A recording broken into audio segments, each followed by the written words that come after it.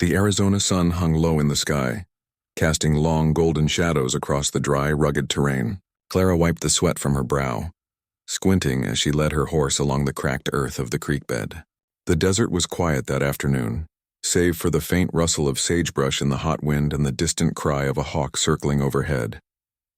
She had been sent out by her husband Daniel to check on the water troughs near the north fence line, and though she had grown accustomed to life on the remote ranch, a lingering unease had been tugging at her all day.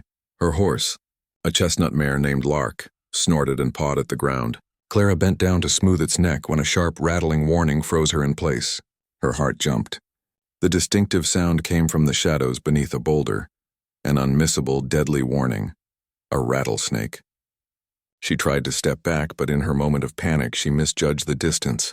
The snake struck with terrifying speed, sinking its fangs deep into her ankle. Pain erupted immediately, hot and searing, shooting up her leg like fire. She stumbled, catching herself on the horse's reins, and tried to yank her leg free, but the venom spread with each heartbeat, leaving a tingling numbness that made her knees weak. "Daniel," she called, her voice cracking with fear, expecting him to come running from the house, but the only answer was the dry whisper of the wind. Panic clawed at her chest. She knew the venom could kill if untreated, and she had no one trained to help her.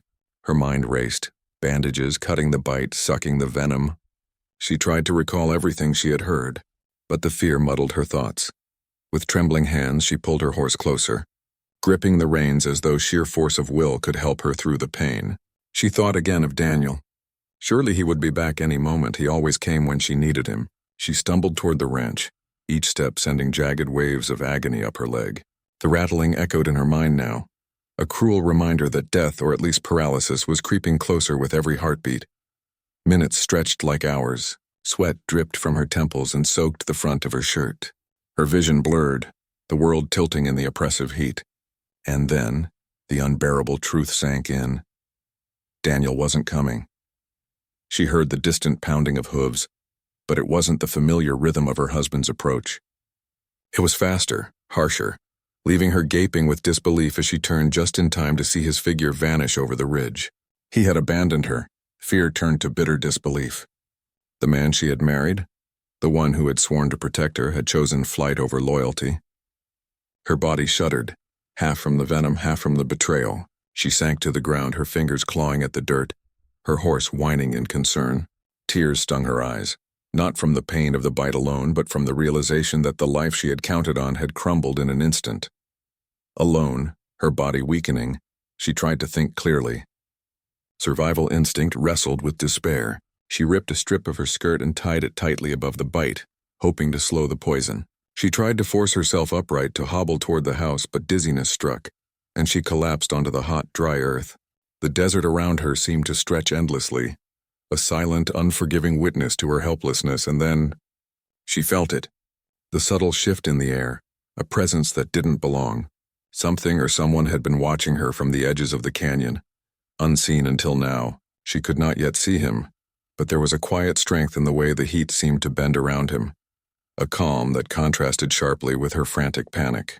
Her heart, battered by fear and betrayal, skipped with a new, tentative hope. Somewhere in the desert shadows, salvation waited, but Clara didn't know it yet. Clara lay on the hot desert earth, the pain from the snake bite pulsing through her ankle like a living thing. Each heartbeat sent a jolt of venom coursing up her leg, and the sting of betrayal burned even hotter. She had expected Daniel, her husband, to come running, to grab her, to carry her back to the safety of their home. But the wide, empty expanse of the Arizona plains mocked her hope. The hooves she had heard were not Daniel's. He was gone. The realization cut deeper than the bite itself. Daniel had abandoned her, left her alone to face the venom in the unforgiving desert. She remembered the way he had looked at her that morning, distracted, irritable, like the chores she performed were an annoyance rather than a partnership. Perhaps she should have seen it coming, the flicker of selfishness that hid behind his rugged, handsome exterior. But she hadn't. She had trusted him with everything, and now, lying on the scorched ground, the trust felt like a cruel joke. Clara tried to crawl, dragging herself toward the distant line of trees where their homestead lay. But the pain was unbearable. Each step was a battle. Her ankle throbbed with the venom's slow, insidious spread, and every movement sent her vision swaying with heat and dizziness. She tasted grit in her mouth from biting back sobs, her fingers clawing at the cracked earth. Her mind swung between terror and disbelief. How could he leave me? She thought, rage and sorrow mingling in her chest. Was I so small, so weak that he couldn't stay and fight alongside me? She tried to shout, but her voice came out as a hoarse rasp, swallowed by the vast emptiness of the desert. The sun beat down mercilessly, turning the world into a blur of heat and dust. For a moment, she imagined what had gone through his mind. Perhaps fear, perhaps cowardice, perhaps a thought that it was just easier this way. But imagining it only made her fists clench tighter, her chest heaving with helpless anger. How could the man who vowed to protect her vanish when she needed him most? The bitter truth was undeniable. Daniel had chosen himself over her, and that choice left a hollow ache that no bandage or herb could heal. Time blurred as Clara fought to stay conscious. The sun dipped lower in the sky, stretching shadows into jagged shapes across the desert floor. Her thoughts wandered to what survival might even look like. She had learned enough from life on the ranch to know that venom wasn't forgiving, and weakness invited danger. She tore another strip of her skirt, tying it higher on her leg, trying to slow the poison. She pressed her teeth together against the pain, gritting her jaw as tears streaked the dust on her face. Hours passed, or maybe it was minutes. Time seemed meaningless in her haze of pain and despair, and then faintly Clara heard something different. It wasn't the thundering of hooves that might signal Daniel's return. It was softer, almost imperceptible. The shift of air, a quiet presence moving through the shadows like the desert itself had breathed life into someone. Her chest fluttered with cautious hope, though her mind screamed for skepticism. She had been betrayed once already. Trusting again seemed impossible, but even in her fear she could sense the difference. Whoever, or whatever this presence was, it didn't belong to the chaos of human selfishness. It moved with a calm authority, a silent command of the land. The sun dipped further, painting the desert in fiery reds and golds, and for the first time since the bite, Clara felt a flicker of reassurance that she might not be entirely alone.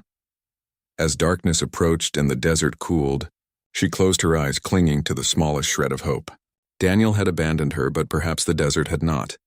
Perhaps salvation was waiting somewhere in the shadows. The desert night crept over the canyon with a quiet patience, and Clara lay huddled against a jagged boulder, the pain in her ankle throbbing like a drum. Every shallow breath carried the metallic tang of blood and dust. The sun had disappeared, leaving only the cold glow of the rising moon and a sky thick with stars. She shivered, not just from the dropping temperature but from the raw, aching loneliness. Daniel's absence pressed down on her like a weight, and despair clung to her like a second skin. Somewhere nearby, the desert whispered.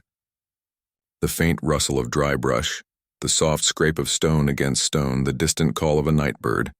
Each sound sharpened her fear. She felt exposed, vulnerable, a lone figure on a vast, indifferent plain. But then, just beyond the pool of moonlight spilling across the rocks, she sensed something else. Something different. He was there. She didn't know who he was, only that he was watching.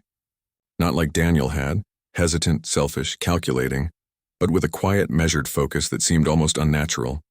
Her chest tightened as adrenaline surged through her veins. Who is out there? She thought, trying to sit up, her body refusing to obey. The figure did not move toward her, nor did he retreat. He simply observed, like a shadow that belonged to the desert itself.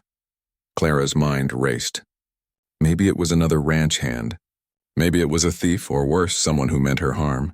She gritted her teeth and prepared herself to cry out for help, though her voice was weak, hoarse, almost drowned by the emptiness around her. But before she could summon the strength, she felt the difference. This presence, this watcher, carried no threat. There was something steady in the way the desert seemed to part for him. A silent command over the shadows in the night. She could barely make out his figure, tall, broad-shouldered, moving with a deliberate grace that contrasted sharply with her own frantic, stumbling motions. His movements were precise, economical, and silent. He did not speak, yet somehow, through the faint tilt of his head and the subtle gestures of his hands, he communicated something to her. Calm, patience, understanding. Clara's fear wavered. Could it be help? Could someone actually be here for her? Someone who would not abandon her as Daniel had? She wanted to cry out, to beg for assistance, but her pride, her stubbornness clung to her. She didn't know this man, this shadow of the desert. and yet some primal instinct whispered that she could trust him. Minutes, or hours, passed in a tense, silent standoff. She tried to observe him, to study the way he moved through the rocks, but the moonlight revealed only hints. The dark contours of his face, the way his cloak, or perhaps a blanket, drifted lightly over his shoulders, the quiet certainty in every step. He did not approach too closely, did not rush her or her fear. He simply watched, waiting, assessing, ensuring that she survived long enough to be rescued. For the first time since the bite, Clara allowed herself a small, tentative hope. She thought of the venom coursing through her veins, the loneliness pressing in from all sides, and realized that perhaps she was not entirely alone. Someone else had arrived in the desert night. Someone strong, capable, and silent. Someone who understood survival, who could move through the harsh landscape with the confidence of one who belonged to it. Her body ached. Her ankle burned, and yet somehow, the presence of this silent watcher steadied her heart. She felt a connection she could not name, an unspoken promise that help was near, though she did not yet know his intentions, nor whether she could ever truly trust him. The desert held its breath along with her, the wind stilling as if to watch what would come next. And in that moment, under the cold gaze of the moon, Clara realized that the long night might not end in despair. Someone had come for her, though she did not yet know who or why. And somewhere in the shadows the Apache waited, his gaze steady, patient, and unyielding, as if he had been there all along, waiting for the moment she needed him most. The stars had grown brighter overhead, glittering like shards of glass against the velvet desert sky. The night wind had turned cold now, sweeping across the plains and through the canyon, carrying with it the faint scent of sage and dust.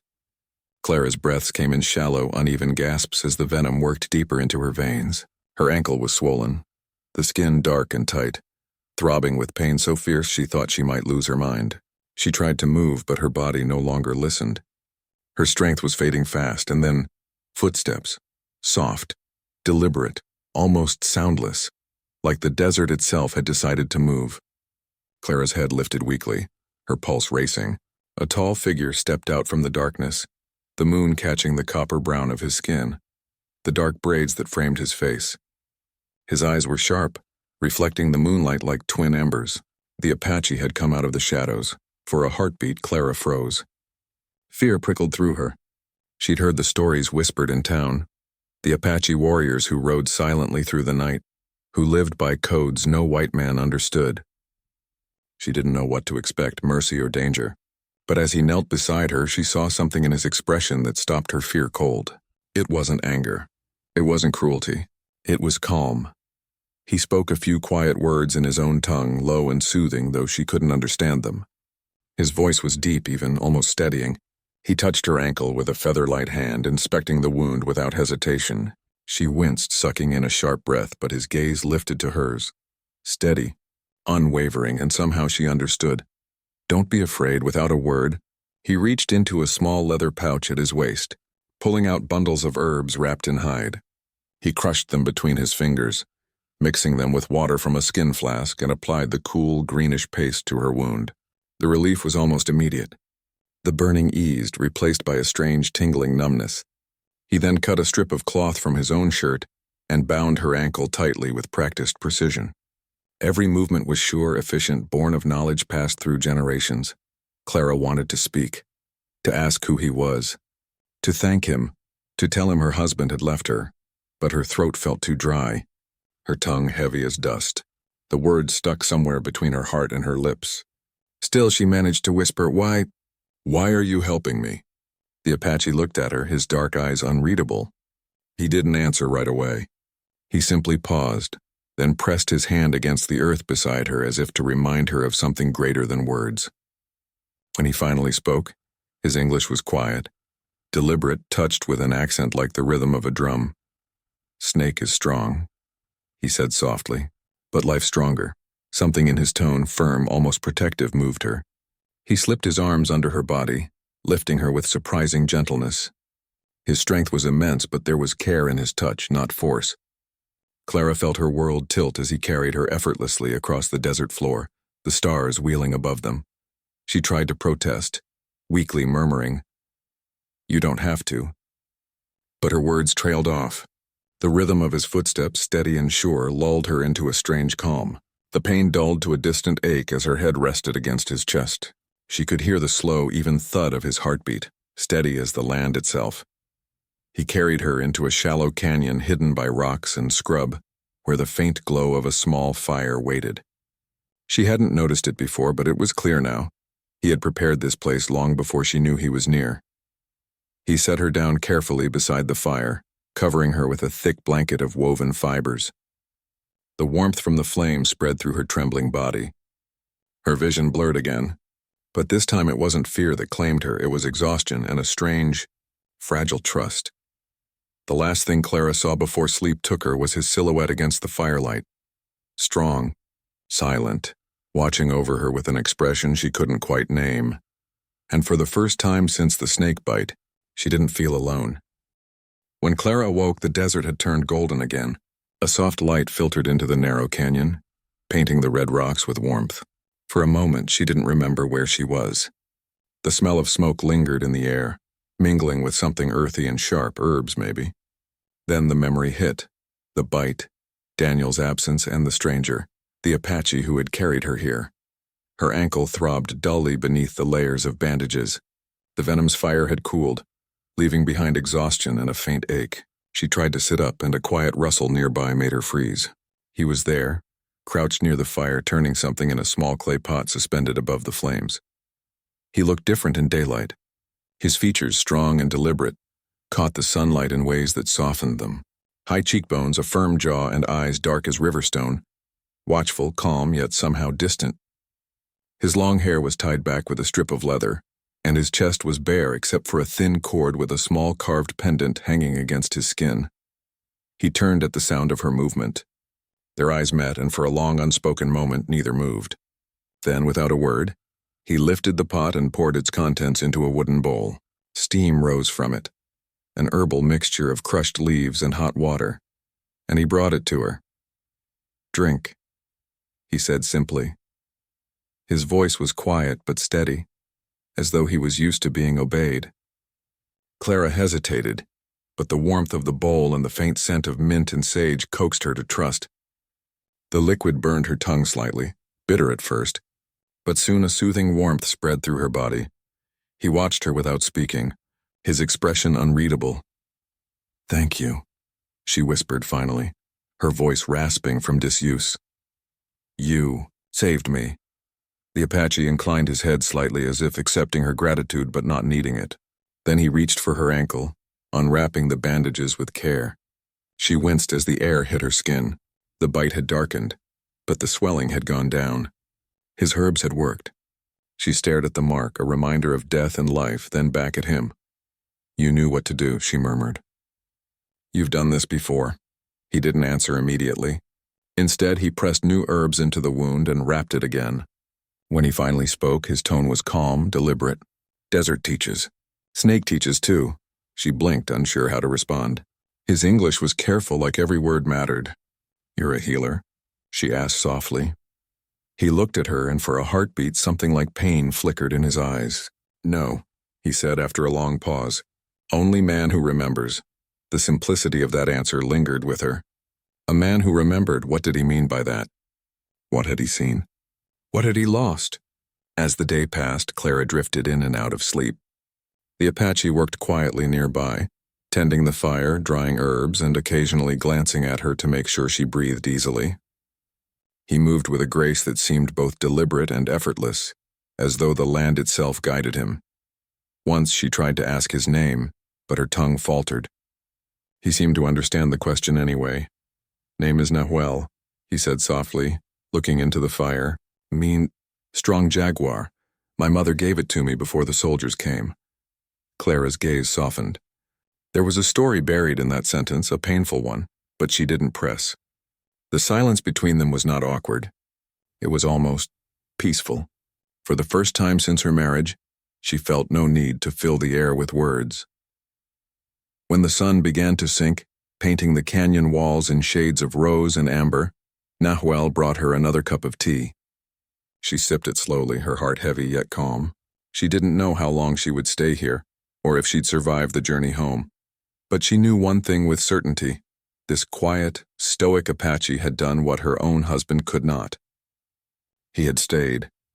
And in that staying, in his steady silence, she began to feel something stirring deep inside her chest, a fragile sense of safety, and something that might one day become trust. The canyon that had once felt like a refuge began to change with the days. The sun beat hotter, the wind drier, and the nights colder. Clara's wound healed slowly, the pain fading to a dull ache. Nahuel remained by her side, tending to her needs with quiet precision. Never asking, never explaining, never demanding. He was always there, steady as the rocks that surrounded them, and yet, the silence between them began to weigh on her. Clara wasn't used to quiet men. Daniel had always filled every space with his voice, ordering, complaining, boasting about the life he promised her and never delivered. But Nahuel was the opposite. His silence wasn't empty. It was deliberate. She could feel his thoughts even when he didn't speak, like a storm gathering behind still clouds. And though he'd saved her life, she couldn't stop the questions that crept into her mind at night. Why had he helped her? Why hadn't he just walked away? One morning, she tried to ask him again. He was grinding herbs into a paste by the fire, his strong hands working with practiced rhythm. "You could have left me out there," she said, her voice trembling slightly. "You didn't even know me." Nahuel didn't look up. "You were dying," he said simply. "Yes," she pressed. "But you could have kept writing." He stopped his work for a moment, his gaze meeting hers. Steady, unreadable. "And let the buzzards feed." His tone wasn't harsh, but it carried weight. He turned back to his herbs. "That is not my way." Clara fell silent, unsure what to say. His words should have reassured her, but somehow they unsettled her more. There was honor in him, she could see that, but also a depth she couldn't yet understand. He was a man who had seen too much, carried too much, and it frightened her how drawn she was becoming to him. As the days passed, Clara noticed the small things. The way he moved before dawn to fetch water from the creek. The way he watched the horizon while she slept as though guarding her from something unseen. The quiet respect in his gestures. He never touched her except when tending her wound. And even then his hands were gentle, almost reverent. Yet the tension grew between them, subtle but constant.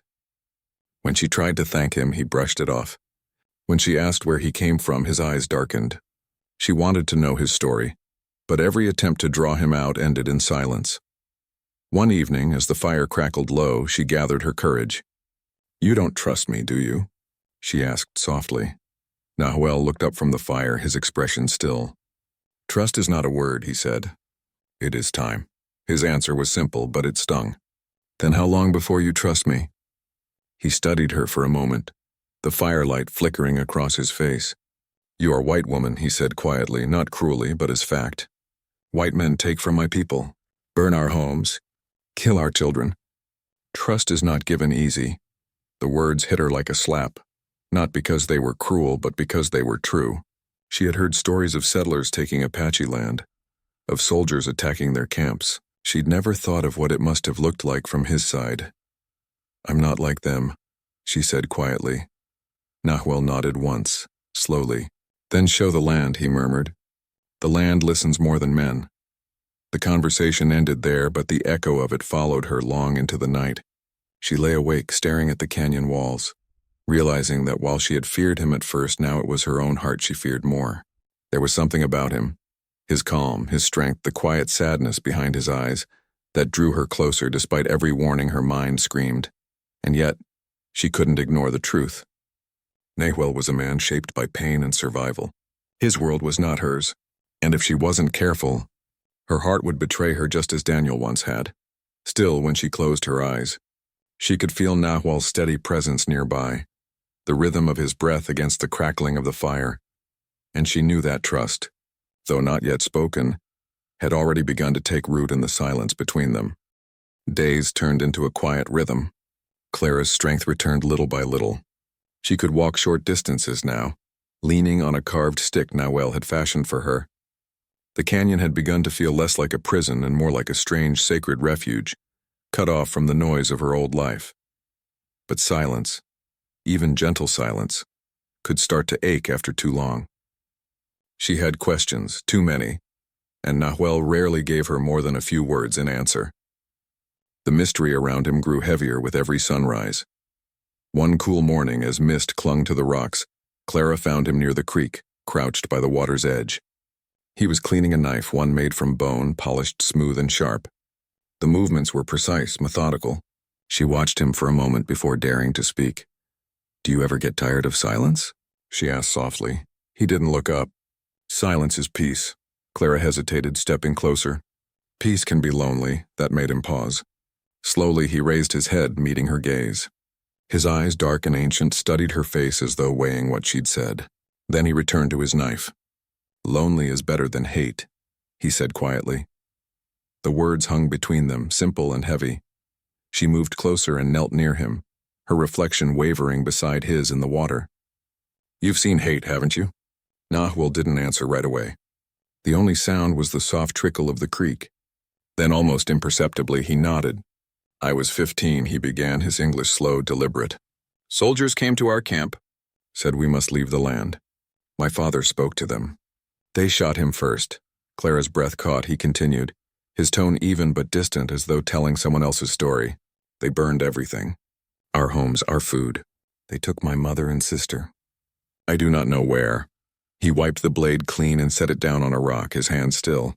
"I fought. But fighting does not bring back what fire takes." For a long time neither of them spoke. The desert breeze rustled through the brush, carrying the faint scent of sage and smoke. Clara swallowed hard, the ache in her chest more than sympathy. It was shame. The world she came from, the people she called her own, had done this. "I'm sorry," she whispered. Nahuel's eyes flicked toward her, then back to the creek. "Words cannot change what is done." "I know," she said, her voice trembling. "But I want to understand." That made him look at her again, really look. For the first time, his gaze softened. "Why?" he asked. She hesitated. The truth felt fragile, but she gave it anyway. "Because someone should. Because no one ever told us what it cost your people to survive." He nodded slowly, then picked up a flat stone and tossed it into the water. It skipped twice before sinking. "You listen," he said. "Most do not." They sat there together for a while, side by side, saying nothing more. Clara watched him from the corner of her eye, the way the light caught the lines of his face, the scars along his arm, the quiet strength that seemed to root him to the earth itself. There was a sadness in him, but also something fierce, something unbroken. When they rose to head back toward camp, he handed her a small token, a necklace of woven leather with a single turquoise bead. "My sister made this," he said quietly. "Long ago." Clara accepted it carefully, her throat tight. "You're giving it to me?" He met her gaze. "You carry pain, same as me. Maybe it remembers for both." She held the necklace to her heart, unsure what to say. It wasn't a gesture of love, not yet, but it was something deeper. Trust. And in that small offering, she realized how much he had already given her. His silence, his care, his history. That night, as she lay under the stars, she turned the turquoise bead between her fingers. It felt warm from her skin, alive somehow. She thought of Daniel, of his fear, his lies, and his abandonment, and then of Nahuel, who had spoken few words but meant every one of them. The world she'd known was built on promises. But here, in this canyon with a man who spoke little and meant everything, she was finally learning the power of truth. Winter crept closer, its chill seeping into the canyon each morning. The nights grew long, and Clara knew she couldn't hide from the world forever. Her strength had returned almost completely, and the infection from the snake bite had faded to a faint scar along her leg.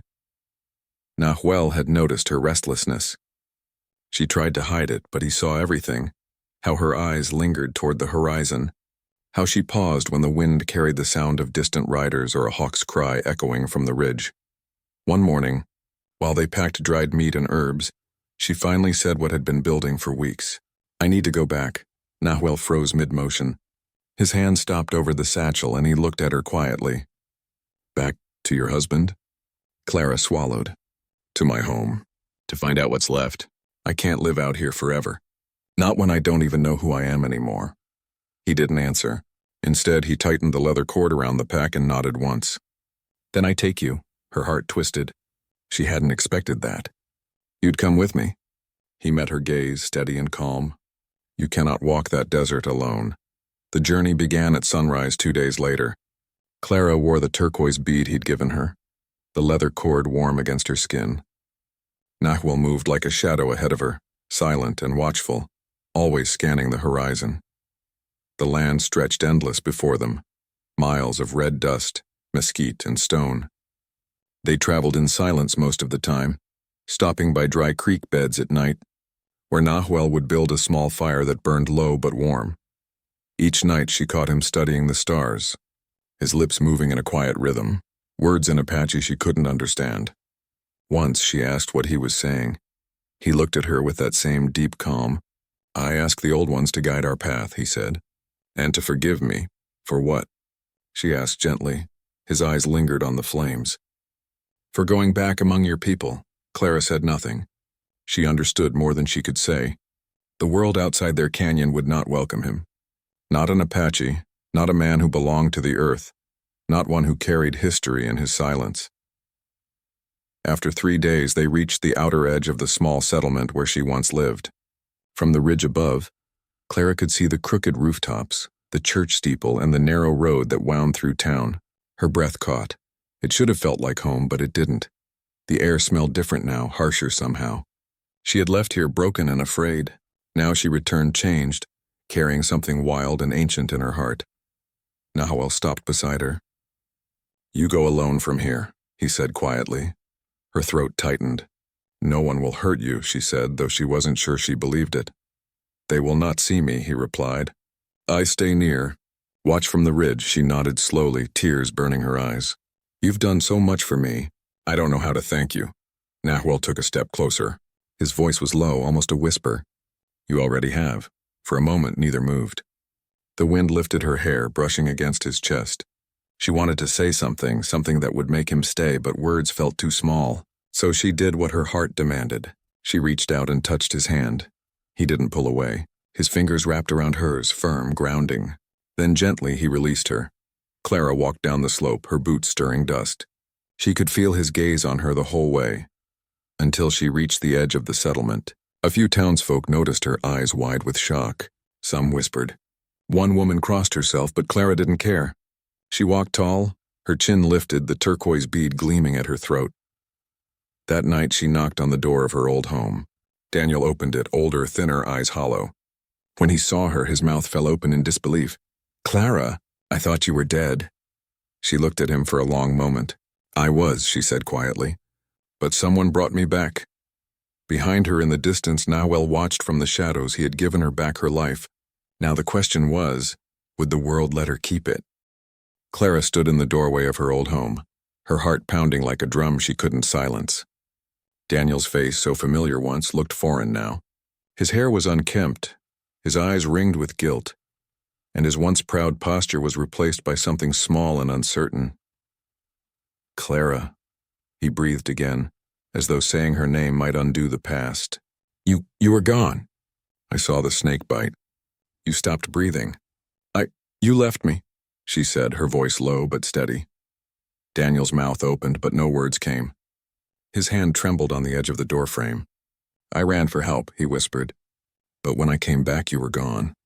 I thought the coyotes—" "Don't lie," she snapped, her eyes narrowing. "You ran because you were scared. You couldn't bear to watch me die. Or worse. You didn't want to carry the weight if I lived crippled." The color drained from his face. "That's not true," he muttered, but the guilt was there, plain as day. Clara stepped closer. "You buried me in your heart that day, Daniel. You replaced me before the dust even settled." He flinched, and that's when she saw it. The woman standing in the back of the house, clutching a shawl around her shoulders. A young blonde woman with timid eyes. Clara's stomach turned cold. Daniel followed her gaze and tried to speak, but she cut him off. "You remarried," she said flatly. She helped me through grief," he stammered. "Clara, I didn't know you were alive." She stared at him, her eyes burning with disbelief. "You didn't look either." The woman in the shawl stepped forward. "Ma'am, I'm sorry for what happened to you." Daniel thought. "Don't," Clara said sharply. "Don't make excuses for a coward." She turned and walked out before either could say another word. Her boots struck the wooden porch with purpose. The sun was setting over the western hills, painting the town gold. But all Clara saw was red, anger, betrayal, and the hollow ache of being replaced. Whispers followed her down the street. "Is that Clara Dawson?" Someone gasped. "She's supposed to be dead." She came back from the desert, heard an Apache saved her. That last whisper carried the sting she'd feared. Within an hour, the whole town knew she had returned and who had helped her. The Apache, the silent man who had nursed her, carried her, protected her. And now the same people who had once pitied her whispered her name like it was a curse. That evening, as she walked toward the edge of town, a group of men blocked her path, faces she recognized from church and market days. Sheriff Billings stood among them, his hand resting on the butt of his revolver. "Mrs. Dawson," he said slowly, "we heard you've been traveling with a savage." Her spine stiffened. "He has a name." The sheriff tilted his head. "Doesn't matter. Folks don't like the idea of one of their own keeping company with Apaches. You understand how it looks." "I understand you'd rather believe lies than the truth," she said. The sheriff's eyes hardened. "I'm asking you to tell us where he is. For your safety and the town's." Clara's heart pounded. She thought of Nahuel waiting on the ridge, watching from the shadows. His promise echoed in her memory. "You cannot walk that desert alone." She took a step closer to the sheriff, her chin raised. "If you come after him, you'll regret it." "Is that a threat?" "It's a warning," she said coldly. "He's not your enemy, but he will defend himself if you make him one." The sheriff's jaw tightened. "You'd defend an Apache over your own people?" Clara's answer came without hesitation. "My people left me to die. He didn't." For a long, tense moment, no one spoke. Then the sheriff stepped back, his expression unreadable. "You best watch yourself, Mrs. Dawson. This town remembers things it shouldn't." When they finally let her pass, she didn't look back. She walked straight toward the desert's edge, where the wind carried the faint smell of mesquite smoke. Nahuel was waiting by the rocks, half in shadow. "They know," she said, her voice barely above a whisper. "I heard," he replied, his eyes on the distant glow of lanterns. "They will come." Clara's hand trembled, but she met his gaze with quiet resolve. "Then let them. I'm done hiding." For the first time, a flicker of pride crossed Nahuel's face. The woman he had found dying in the sand was gone, replaced by one who had learned to stand. Dawn came sharp and cold, the kind of morning that made the world hold its breath. The first light stretched across the desert, brushing over the canyon rim where Nahuel stood, his dark figure motionless against the pale sky. He knew they were coming. He had seen the torches from the town the night before, small flickering stars moving in a line across the valley. The men of Dry Creek were riding out for blood. Behind him, Clara stirred from the rough bedroll they'd shared near the ashes of their fire. She sat up quickly, eyes wide, hair tumbling loose around her shoulders. "They're close, aren't they?" Nahuel nodded once. "Before the sun climbs the ridge." She swallowed hard, scanning the horizon. "Then we should run." He turned to her, his face calm, his voice low. "If I run, they hunt you. If I fight, they still come for you. It ends here." Her heart lurched. "No, you saved my life, Nahuel. You don't get to throw yours away because they're too blind to see the truth." His expression softened, just enough for her to see the weight behind his silence. "My life was lost long ago," he said quietly, "when they took my family, my home. But you have a chance to live again." She stood, grabbing his arm. "Then let me live it beside you." He blinked once, something raw and unguarded flickering in his eyes. For a heartbeat, time stopped. Then he gently took her hand and placed it against his chest. "You already do." A gunshot cracked in the distance. The sound echoed through the canyon. Clara flinched. "They're here." Nahuel moved quickly, guiding her behind a cluster of rocks. "Stay down, no matter what you hear." But Clara wasn't made to hide anymore. The men arrived moments later, 10 of them, armed with rifles and old grudges. Sheriff Billings led them, his coat flapping in the wind. When he spotted Noel standing tall in the open, his face twisted into a grim smile. "There he is," the sheriff called. "The Apache savage who's been keeping company with a married woman." Clara's blood ran cold, but Nahuel didn't move. He stood proud, silent as stone, his hand resting on the hilt of his knife. "I ain't looking for trouble," Nahuel said evenly. "Only peace." "Peace?" Billings barked a bitter laugh. "You don't bring peace. You bring fear." Nahuel's voice was calm, steady. "Fear comes from hearts that do not know truth." The sheriff's jaw clenched. "Boys," he ordered, "aim." That was when Clara stepped out from behind the rocks. "Don't you dare." she shouted, her voice ringing across the canyon. The men froze, startled. Clara moved to stand beside Nahuel, her chin lifted high. You want to kill him? You'll have to shoot me too. Billings stared at her, incredulous. You've lost your mind, Clara. No, she said fiercely. I found it. And I found the only man who ever had the courage to stay when everyone else turned their back. The sheriff hesitated. The men shifted uneasily, glancing at one another. Some lowered their rifles. Clara kept going, her voice trembling but strong. He saved me when my husband left me to die. He carried me through the desert. He gave me food, shelter, and a reason to believe again. What did any of you do? Silence fell heavy. Nahuel looked at her, pride and pain mingling in his dark eyes. Enough, he murmured, but she shook her head. No, they need to hear it. Billings took a step forward. Even if that's true, Clara, he don't belong here. Neither do I, she said simply. For a long moment, the world held still. Then the sheriff slowly lowered his gun. Go, he said hoarsely. Before I change my mind. Nahuel nodded once, never taking his eyes off the man. Then he turned to Clara. Come. They walked together into the rising sun, two figures against the endless red horizon. Behind them, the town of Dry Creek faded into dust and silence. Hours later, as the day warmed, Clara glanced at him. Where will we go? Nahuel smiled faintly. Where no one tells us who we cannot be. She took his hand, their fingers intertwining. For the first time since the snake bite, since the betrayal, since death itself had nearly claimed her, Clara felt truly alive.